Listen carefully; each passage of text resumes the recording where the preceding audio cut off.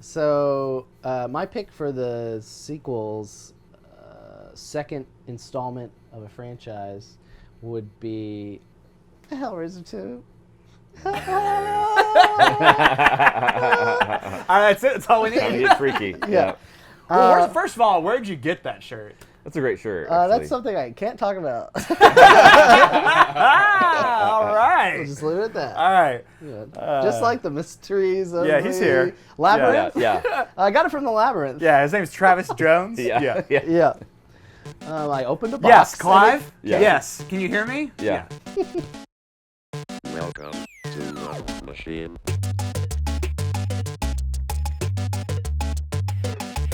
So Hellbound is number 2 of a franchise that has at least 11.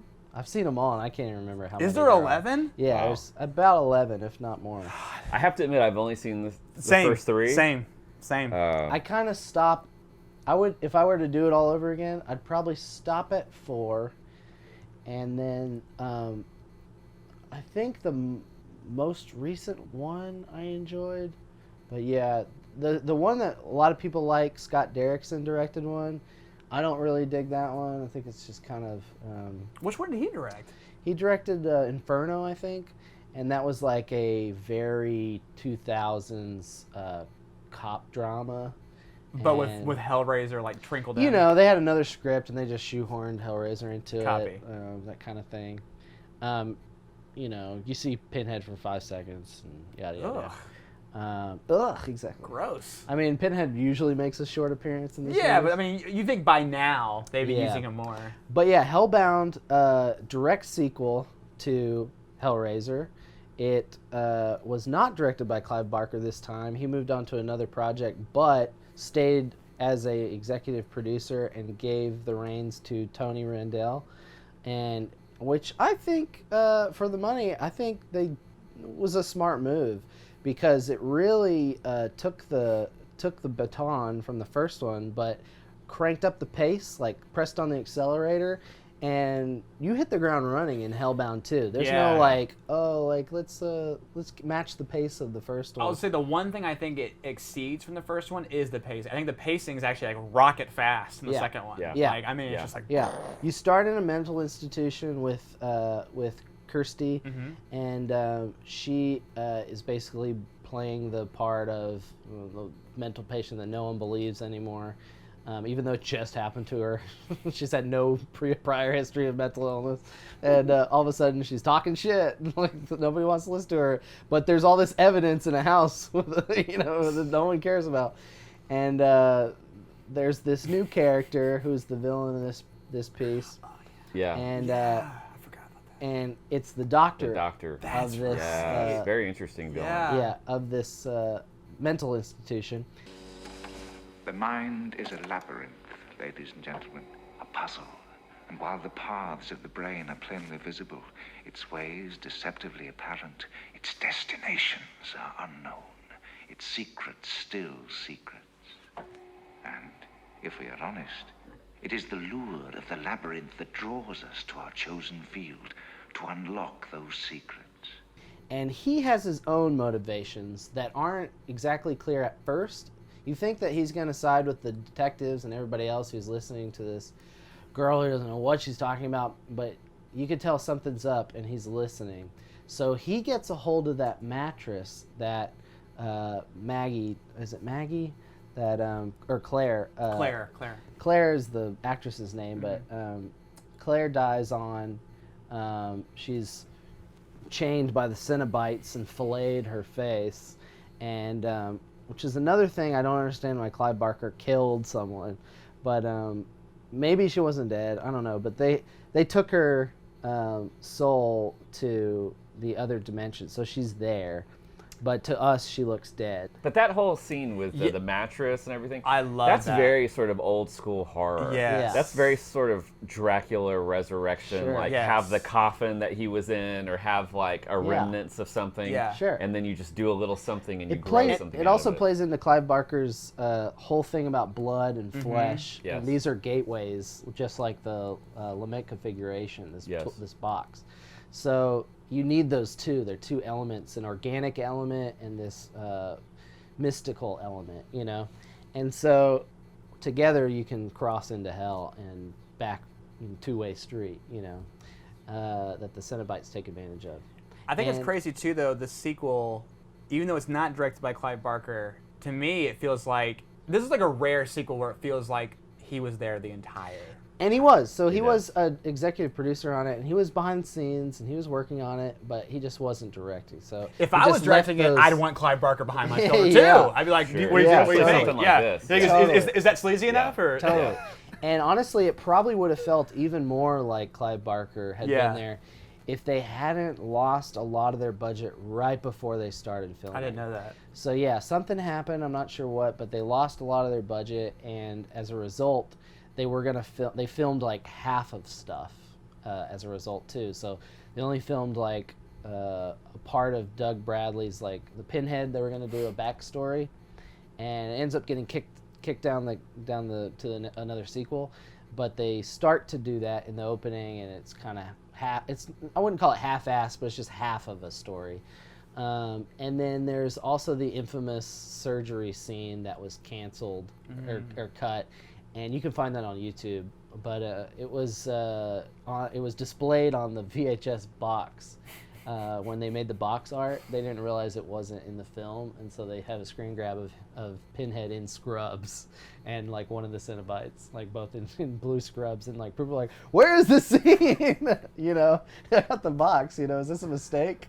And so I watched that scene. It's not all that great, but I was gonna say, I don't think I've ever seen that scene. I have to go check it out. that's okay. It's not all that worth watching, but there's a reason certain things got cut. Sure. But also it doesn't have any score. It's not like, oh fuck, we're missing out on some great thing. Copy, yeah. It's just not completed. But if I remember though, don't they show Doug Bradley in World War I get up in the beginning of the movie? Yeah. Like in a plane or But something. it's a partial scene. Right. Yeah, it's not much. Yeah. I love But in that, a later though. sequel, in Yeah. a later sequel, Yeah. they show him in war. And Right. He's in everything. the trenches and Yeah. shit, right? Yeah. So they give a little bit to Doug Bradley, but the character Larry from the first one, the dad, the actor was gonna come back, but when he read the script, he was like, "There's like barely anything here. I'm like Siamese twins with Frank in hell, and we're like sharing torture together, like sharing like a prison cell by being attached to Frank for eternity."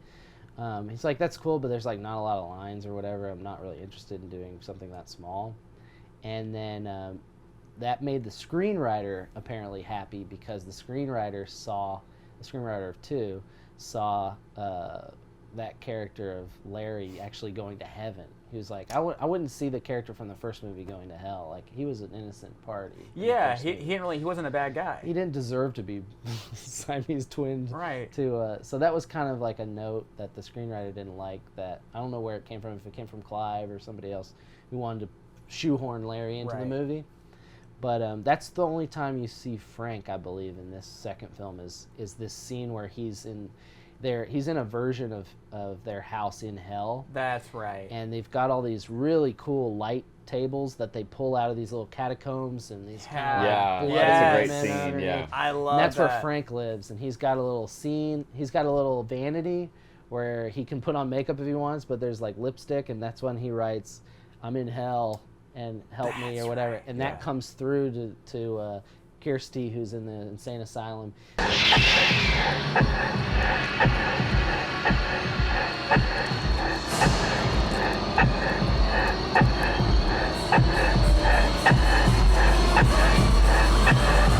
Which this great sequence with, and he like comes through and he's writing on the wall. He's like, "I'm in hell," or whatever. That's right. Which that still right there, I feel like I see more reference from the Hellraiser series than anything else. I had a little poster of that, like on, I think it was in a magazine, like a pull-out poster of that. So kudos to the director and right that kind there. of shit's great, because the movie becomes even more dreamlike in the second one. It sure does, yeah. Because before, the rules were clearly defined in the first one. Right, there's a lot of they dream open the logic stuff going on. Yeah, they open the box. That's a gateway. Right. They close the box. The gateway's closed. Right. There's no like whispering from beyond. Right. Even though in the story, Frank could see into their world, but they couldn't see the other way until they let him in with blood and stuff. And so in the second one, they've loosened all the screws on all those ideas, and this dreamlike vibe like starts happening, especially when you get into the labyrinth. It becomes a confusing mess. So what I love about this sequel is, just like Aliens to Alien, they take the pacing of Alien, they accelerate it. They take the idea, the core idea, and the villain, and they multiply it. And then they also take the world that the alien is from, and they go into it and they see it like in full form. Right. Yeah. You know, they go to the planet and there's fucking tons It's of very them. Evil Dead 2 in that way, where there's Yeah. like, hey, let's really Yeah, the like, Deadites are kind of similar vibe. Yeah. They're the Let's undead. expand the scope a little bit. Just like you want to name the first one Sadomasochist from Beyond the Grave. I mean, it's still that movie. This is just now, explores more of the Cenobites world. And of the Cenobites, like, there's an interesting scene in Hellbound that is a favorite scene of mine, but I don't know if it's something that's carried over into anything, but it's almost a scene where Pinhead almost does a turn and like tries to, when he attacks the Doctor. Oh, you're talking about when he turns his motives? Yes. So he becomes a good guy? Yeah, it's when so the Doctor, spoiler, becomes the main villain of the film. He is taken in there. Claire takes him to that's the actor's name. Claire takes him to the underworld or to hell, and sneaks past the Cenobites essentially when they come through and are summoned by this new puzzle solver who's a mental patient. Mm-hmm.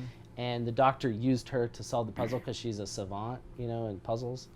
And he uses her to get through. And then while they're distracted, that was that line where Pinhead's like, we didn't come for the hands, like we saw that we're here for desire or whatever. And then they look away from the puzzle solver and... It is not hands that call us. It is desire. Behind this wall is the Doctor and Claire. And Claire then leads him into the labyrinth to show him, like, I have such sights to show you. She even says that. Mm-hmm. Yeah. So she's partial Cenobite herself at this point, but she looks human still. And so she leads him through the labyrinth. They come out to an opening, and that's why I really love the artistry in this movie, is when you get these giant scale wide shots. They're not amazing, but at the same time, the scale is so big that it really plays into that grandiose next level world building. And you can see in the distance is this giant diamond floating, and it's a stretched out version of the Lament configuration, and it's got beams sort of not unlike the Dark Tower's design where it has like beams holding the world together, but these are more like light beams, like a theatrical light, but they're inverted, so they're black. It's very strange, don't make any sense, but it doesn't have to. And that is known as Leviathan in this world, and that's this godhead that's maintaining the labyrinth that has its own agenda. And its agenda forced Claire to cross worlds and get the Doctor. And as, step one, he was going to get a bunch of souls. And the Doctor's just the first one he got. And the Doctor turns this guy into a Cenobite. The other Cenobites from the first film return to this movie, but it's unclear their motives are not the same as Leviathan's. And Leviathan rules the labyrinth. So it's like these guys act like stewards of the labyrinth in the first one, but in the second one, they're not exactly outright defiant of it, but they definitely have their own agenda. So when they show up, they're there to fuck shit up, with whoever like opened the door, but then they're like, actually we want this Doctor dude because he's the one who wanted us here. So we want to make him suffer. Right. So when they figure out, and so when the Doctor shows up as a Cenobite, it's like versus mode, and they're like Cenobite versus Cenobite. Right. That's when the movie just inverts on itself. Yeah. And this implosion of ideas occurs. That's brilliant. And you see Pinhead basically become Terminator 2. Yeah. And he switches sides, and he's just like, It made time it for seem you like to Pinhead was a suffer. good guy there for a Yeah. second. And I remember him summoning and the chains started flying. That's and right. Yeah, and they hooking get up the to- doctor. And But yeah. then, not to give anything away, but the doctor gets the jump on Pinhead there for a second. That's problem, right. yeah, and the real problem is they don't know this. I don't think this is my theory.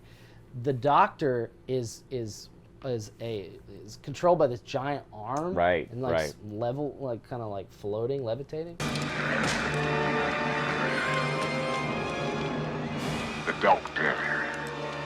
Is he? And I think that arm is directly controlled by Leviathan. So I think it's the Cenobites rejecting Leviathan and Leviathan being like, "I'll fuck you up," and he kills 3 of the Cenobites at that point. And the Cenobites then convert back to their human self in this version, this iteration of That's right, yeah. Hellbound or Hellraiser. And so like one of them's even a kid, and Chatter is a child. That's right. He's scared. Yeah. He's a scared little boy. Yeah. And you see he does this kind of thing where he's like working on breaking down Pinhead, but all he's doing is mutating him back into a human. And then you see this kind of like cartoon overlay animation, and you see the doctor is basically like overpowering Pinhead and removing his pins, removing his makeup, and he becomes Doug Bradley's original like British war Yeah. soldier. It's like World War One, like captain or something. Yeah, it's and wild. but then he has this moment where he looks over at Kirsty, Right. like in the audience, Right. and he's just like, this guy thinks he's powerful, And then they have a fight to the death or whatever that continues into the Yeah, that's labyrinth. That's what's Interesting so scene, cool though. about Pinhead is that like Pinhead's he's so not cool. he's got not his own motives. Yeah, he's not gonna come in here and just slash everybody up. He wants something. Like, Yeah. you know what I mean? It's not Yeah. it's not so simple. Well, it's kind of like the way I kind of see it is the only thing I could compare it to is like our society, his world and our world. Like Leviathan would be like the president, and for me, it's like Leviathan's like Donald Trump, not my president. Not gonna listen to what this asshole has to say, and so fuck whatever he's doing in his agenda. Right. He's trying to get these guys to like be his minion. And like I'm just trying to live in the fucking labyrinth and fucking like get my rocks off. Right. That's how I see Pinhead. Yeah. It's just existing there. He wants to do He'll what take he wants- advantage of the Right. labyrinth. He'll take that government assistance when it comes. Right. Yeah. But for the most part, he's going to be a free Yes. lance person. Yeah. Yes. And so that's No how I kind of restraints. see it. Yeah. And so when they dump this government stooge in there, this doctor who's like, I am the best. It's like, you're a fucking first timer, Cenobite. And Right. fucking like, but he kills 3 Cenobites, so he is powerful. He's got these like wicked, old school Hollywood style like Medusa fingers, and each Right, one has a right. different. It's a creepy villain. It Each is. finger has like a scalpel Yeah. or an eyeball or something different each time. And his look and the production design for the whole, you're really seeing Clive Barker's art come to life. Yeah. Here. That character in it looks like a Clive Barker painting. Yeah. Yes. Straight up. Like later on down the road in some others, some of his other paintings and characters in his books. He's got characters that have almost like a bowl around the neck, and then the brain drains thoughts into and it like swims in the soup. There's always a story-driven element. Yeah, to so you his must characters. wonder what this thing is doing, if Yeah. it's feeding him some type of thoughts Yeah. or taking thoughts out. So Yeah. that's very Clive Barker-esque, It's multiple layers. Yeah. With those characters. Right, right. There's so much going on. I totally forgot about the Chatterer being a little boy. I totally forgot about that. Yeah, it's really neat detail. Very neat. Yeah. Also, the fact that they were humans, that's revealed in I this love that. film. Yeah. Yeah. Yeah. And then you can kind of see where that happens, what happens to Claire as a result. She's a villain in this movie. Right. She's totally gone off the Right. edge. And she's a villain in the last movie, but, you can see what even more corruption can look like. And there's this great twist at the end of the movie. If you haven't seen the movie, just watch the movie, but if you've seen it, she... I can't remember. A doorway opens in the labyrinth. There's some kind of suction happens, and her skin is peeled off. There's always this like thing about It's always with the skin. Yeah. It's You know, always with the skin. if you get a new set of skin, like in her movie, she crosses over and has to steal other people's skin to like put it back on her, and it magically is her skin tone and everything, and it works just great. But later, when she loses her skin, it doesn't ever really attach. She's a version of herself. She's like a Frankenstein. And so she loses her skin later with this like suction thing happens to her. So it's kind of like when they open a door in Aliens or whatever, and the fucking like sucks everything out. The airlock. Yeah, airlock in the labyrinth happens and pulls her skin off, and she gets sucked, but her skin stays because Kirsty holds on to it. And you forget about that if you're watching, if you're really into the movie. And then later, Kirsty is able to get close to the action with the Leviathan and everything because she's wearing That's Claire's right. skin. That's right. And then the puzzle maker, or the puzzle solver savant girl, is like holding on for dear life, and she like helps her up. She's like, "Trust me," and because she's the woman, she doesn't want to, and she trusts her, and she brings her up, and her skin almost falls off at that point, and then she pulls her face off. Great effects. Yes. Pulls her face off, and she's covered in blood because the inside of the exoskeleton is like all bloody. So she's like covered in this woman's blood, not even fazed by it either. It's really hilarious. And she runs away, and her whole back's covered in blood and everything. But yeah, the set design is amazing, and like there's like a couple of times where like you can see the seams, or she touches the wall and the whole wall is like fabric and just moves when it should be stone, So there's some indie elements that they couldn't avoid, but they did such an amazing job with this budget. It's really, really like a marvel that they did what they did with that much money. The scene that jumps out to me is the labyrinth scene where she's running out in the tiny hallway, and that thing and that just mass is just like following her. That beast, that That thing is gross, dude. Yeah. It's so insane. Yeah. And they had the strobe lights going. It's just really like disorienting and disturbing. Yeah. But yeah, the labyrinth and the look of it is I can't remember that artist who paints those illusions with the stairs sideways and upside down. But it's really inspired by that, and like you can tell someone, if you're in there long enough, you're gonna lose your mind if you're alone. Yeah. And then what they do immediately with the doctor, they like, Claire puts him in like an elevator from like Clive Barker's house, and like mixed with Cronenberg, and they like they pull wires across his face and like like is in a tomato slicer, and then that's just part of his like outfit after that point. It just goes in a little bit, and so you can tell he's just tormented in pain. Yeah. But he's kind of into it too, because he's kind of like Frank in a way, Much like Frank. Yeah. The only difference is he's a complete narcissist, where he believes, or God complex. He's got a God complex. Yeah. And that's why Leviathan like connects with him, I think. Yeah. Kind of like. But the great thing, or what I really loved about this one, was when the doctor shows up in the labyrinth, and he lays eyes on the Godhead. He can't fathom and can't understand what he's seeing. My God. Leviathan, Lord of the Labyrinth.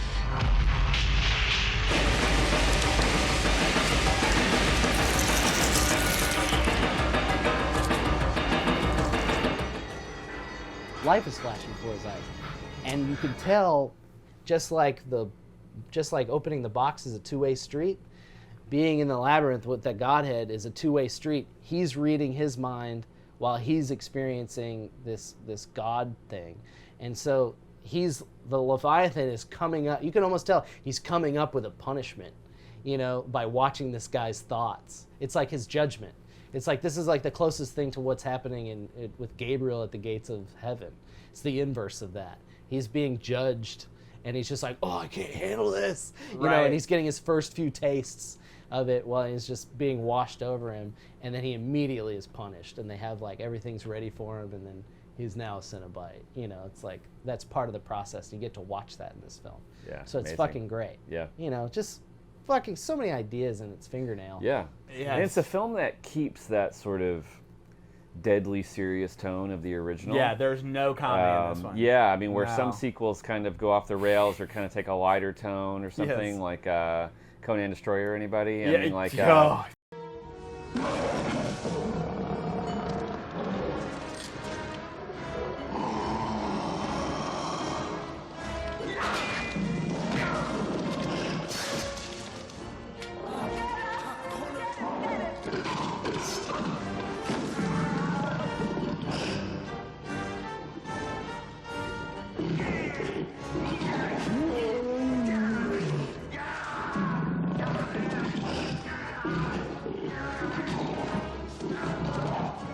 Hellbound stays right in line. It's a disturbing film. It's a scary film. At least back then, it was scary. Yeah.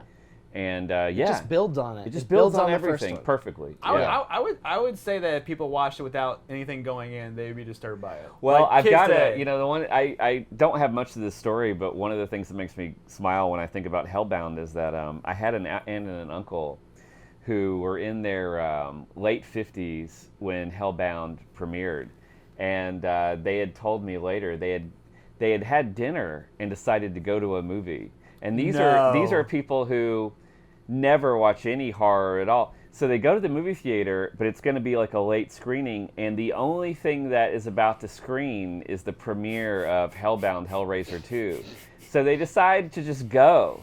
Perfect date movie. And I just, the looks on their faces when they tried to describe what they experienced. No knowledge of who Pinhead is or what Hellraiser is. That's great. The last horror film they may have seen might have been Bride of Frankenstein. Wow. And dropped into the deep end. That's a great way to put it. Oh, the deep God. end hard. No floaties. Right. No floaties. Right, exactly. God. Exactly. Yeah. I mean, that's a tough one to watch when you haven't seen much horror. I wouldn't say it's better than Hellraiser. I think it's like I think it's on as par. good. I would say it's as good. Yeah, it's definitely a solid sequel, and it takes what the first one didn't do with Hellbound Heart, the novel, and like fills in the gaps and kind of lets you world builds around it, lets you see behind the curtain into the labyrinth, which is great shit for me. But they still walk that line of not showing too much of that world. Like I think it's just enough. Where it's like you would have got any more than overkill. It's kind of like, I mean, Hellbound is to Hellraiser what Aliens is to Alien. Yes. Like Hellraiser's almost got this haunted house kind of vibe where it's very, like in a small space. Yeah. And Even it's a smaller story. Even in Hellraiser 2, there's a moment where it's totally off-brand and kind of random. It's more of something out of Freddy, where the puzzle girl, her part of the labyrinth she goes to alone is a fun house, and she goes into fun mirrors. There's a little bit of Freddy inspiration there. Yeah, in fact, that's what I mean. It's very dream When I logic. used to watch that savant girl would remind me of Patricia Arquette in Dream Warriors. Yes. Sure. And her connection to the dream world and what she can do. Very alone and running through it and trying to figure it out and quiet. Yeah.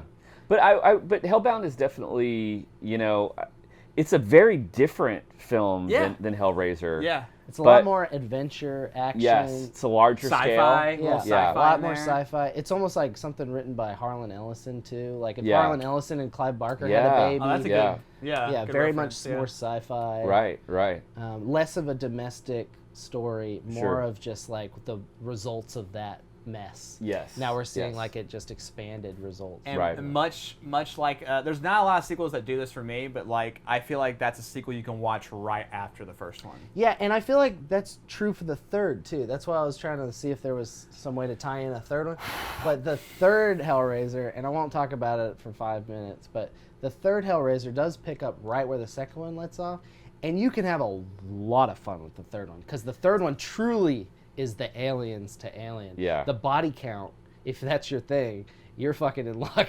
It goes through the fucking roof on the third one. Like we're talking like hundreds of people die in a nightclub. I'll be honest right now. I do not remember much of 3. Well, Three's a lot of fun. You get all kinds of cenobites becoming cenobites. Yeah. Like 3 is the they break Gremlins all the 2. rules. It's Oh, the 3 Gremlins is too. Oh, okay. Well, in regards to there's They every throw kind of- out- there's every they kind of throw out Cenobite you 5 can bags. have. 5 Yeah. bags of popcorn. They throw out all CDs. the There's a Cenobite with CDs all stuck in his like face what's it like Death Angel or whatever? Yeah. Like the Dolph Lundgren. Yeah. It takes a whole movie to make a Cenobite in the second one. Yeah. And like they make Cenobites in like 5 seconds. Yeah, And that's cranking them out. that's Hell on Earth. Is that the third one? Yeah. Yeah. Hell on Earth. Okay, well I'll tell you what. I will watch that soon because it's been. I've You'll seen have it. fun. I've seen it Yeah, one you'll time. definitely have fun. Yeah. It's the most fun one. Great club. I really love it here. It's a great club.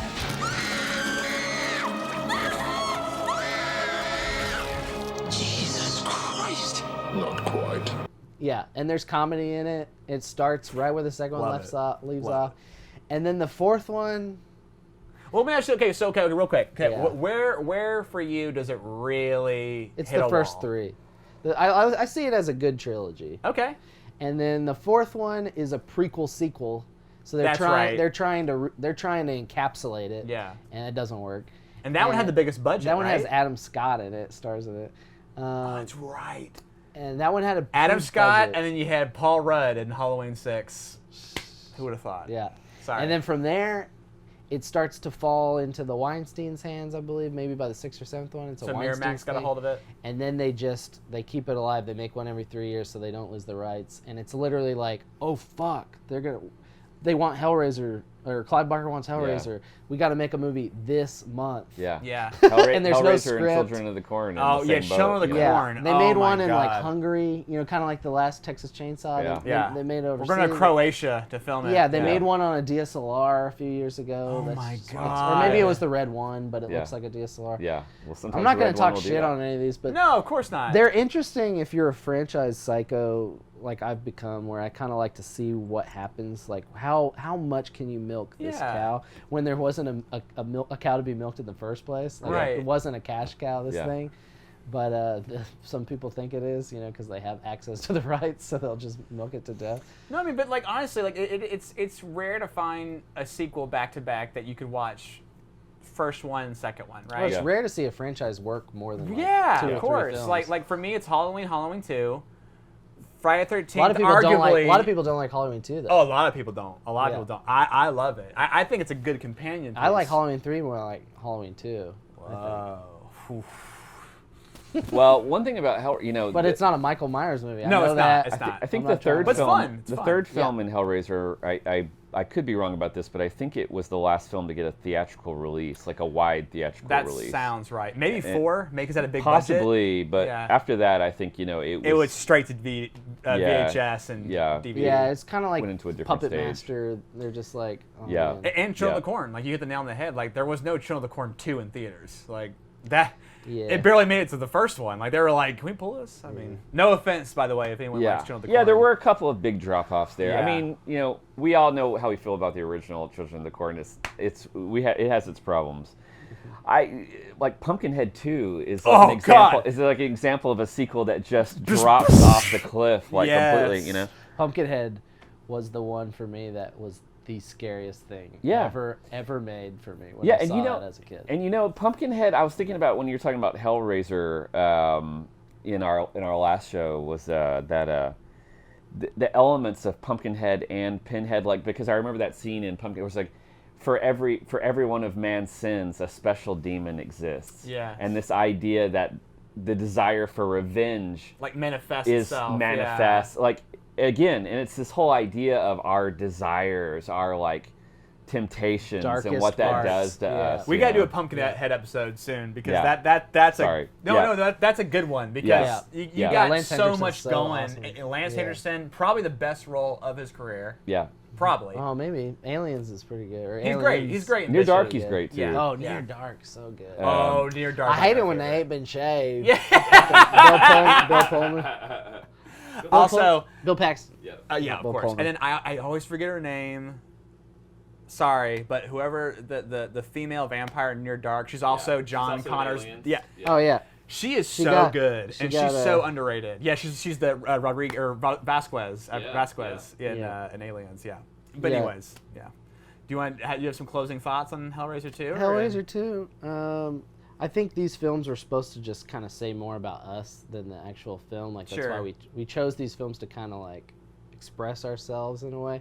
So this isn't like the best sequel of everyone needs to rush out and see this film or anything. But personally, I enjoy watching this franchise at the beginning of it because it's like it's breaking new ground where no one's asking for this. No one I think realized there was a need for like a Hellraiser type thing.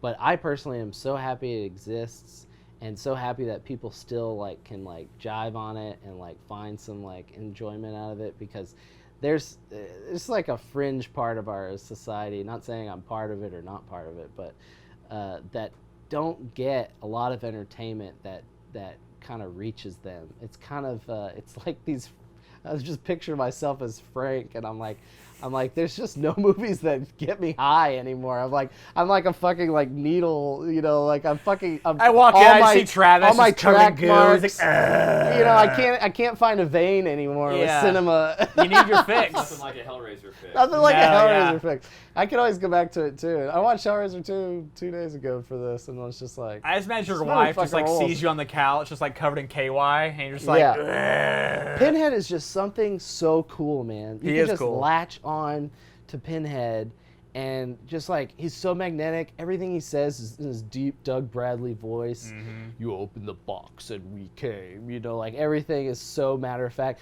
And the funniest fucking thing is like it's also its weakest point is when anytime he's talking to Kirsty. I don't know if I don't know if Pinhead has a crush on Kirsty, but she can make any deal with him. Like he's like, there's no time for your deals, and then she's just like, yes, but you're gonna want to see this, and like hands him like something, and he's just like, what is it? Looks interesting. It's like, you just said you didn't have time for a deal. he would be the worst shark on Shark Tank, basically, is what you're saying. Yeah. Oh man, it's so funny. He's like, Deal. no more games. Yeah. Wait, what is that? Wait, I like that game. Is that ice cream? Yeah.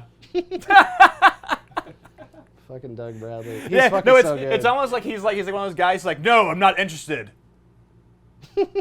It's almost like Pinhead is Doug Bradley when it comes to like being in another movie. it's like no, I will not. No more deals. I will not be I will not be Pinhead ever again. Just take a look at the and check. they're like, Yeah. there's $12. Okay, yeah. I'll look at it. What's the terms? Yeah, Doug, just look at this piece of paper right here. Yeah. That's what you're getting paid. Okay. Yeah. Nothing no. against Doug Bradley. I'm sure he gets paid. If anybody gets paid on these things, it better be Doug Bradley. Oh my God, he Face of better. It better He be. better I mean, be. it's not obviously it's not State Farm. You're not getting like commercial Right. money for doing these things. But think about it. If you know, like, So many it's sequels. hard when you're playing an iconic character and you talk too. Like, you know what I mean? Like, and you're getting older. You got to stay in Yeah. shape for these things. Yes. They make you like fit into the Yes. thing. You don't want to like look fat No, when of you're older. course. That takes a lot on it. Older you get, that's so hard. Can you imagine how? Oh my God. I would be like, if I was Doug Bradley, I'd be like, you can do my face and then like shoot a body double for the rest of it Yes. because I'm not losing a bunch of weight to do this. That'd be a not good saying he's question. fat. I don't know if he gets fat in between roles. Or No, whatever. I think he's just human maintained- body. Like I would get so fucking fat between roles if I was an Well, you'd be actor. losing it because you had latex and you're covered in hot lights. So you'd be Yeah, like, but not on day one. Day one, you look like the Hellraiser guy from Hellraiser 11 or whatever. That's probably Doug Bradley on day one, and then on day 25, they get another sequel out of him. God, I forgot they did that. No offense to that guy. Yeah, when they finally recasted, because Doug wouldn't do it anymore. Yeah, they just got the only bald guy they could find, I guess, in short notice. Oh my God. He looks nothing like him. No offense to that guy, but oof, I heard that was rough. Yeah. Yeah, he'll be forever known as Fat Pinhead, unfortunately, because he's just a bigger dude. He's not even fat. PHAT, fat. Yeah, pretty hot and tempting.